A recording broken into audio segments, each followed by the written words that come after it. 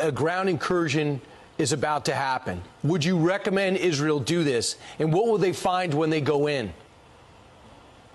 Okay, first of all, we need to evacuate civilians as much as we can. You know, this is an ugly war, and Israel did not start it. Hamas did. First of all, we need to encourage civilians to go into Egypt, possibly women and children, maybe men over 50 years old. These need to get out of the picture. You know, then the strip need to be cut two pieces, north and south, two parts. The northern part, this is where most of the tunnels are. We need to have a solid siege, okay, for long enough to deplete the enemy and to starve them. After that, we may need to explore using gas. This is like, sounds horrible, but I don't see any other option. The tunnels are interconnected, and gas could be one of the solutions, but this has to be in the right time. We cannot just rush into Gaza. You know, there is no modern army that is prepared for this type of war.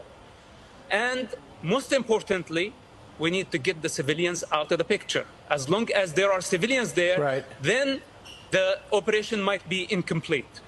But Mosab, you also say it's almost impossible for us to give aid to the Gaza Strip. $100 million we're about to give them and keep it away from Hamas. Don't you agree that that can't work? Look, after we destroy the tunnels, we need to finish Hamas rule in Gaza Strip. This is priority number one. Then we need to replace the regime. Could be the Palestinian Authority, could be the Egyptian government, could be Arab League force. We need to replace their rule in Gaza. After that, we can talk about aid. But as of now, sending any aid is a mistake. So you also believe that this isn't about the Palestinians fighting for their rights and their sovereignty. What is the real mission of Hamas, and what do they really think of the Palestinian people? You know, Hamas is not a national movement. Hamas is a religious movement with a goal to establish an Islamic state. They don't care for nationalism. Actually, they are against nationalism.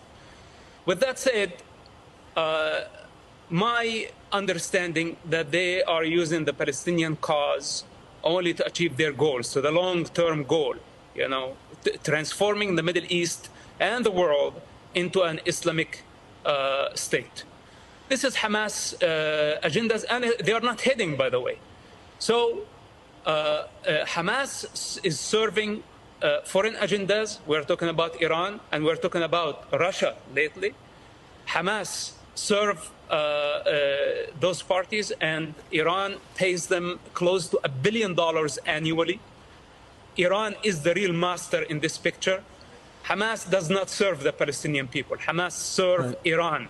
Those are the masters of Hamas.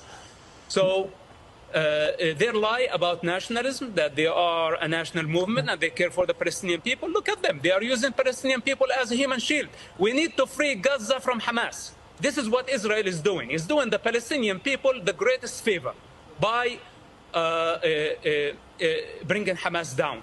Then the Palestinian people, they just want to live a normal life. They don't want missiles in the most populated area on earth to be launched from under hospitals, from crowded areas, and going suicidal and endangering the life of the entire population of Gaza. Who does that? You've got to be insane to do such an operation. Right. And you're talking about your family that used to your family used to believe that, and you used to believe that that was okay, but you don't. Mosab, now, quick exit question. Around the globe, and even in our capital, people are protesting for Hamas.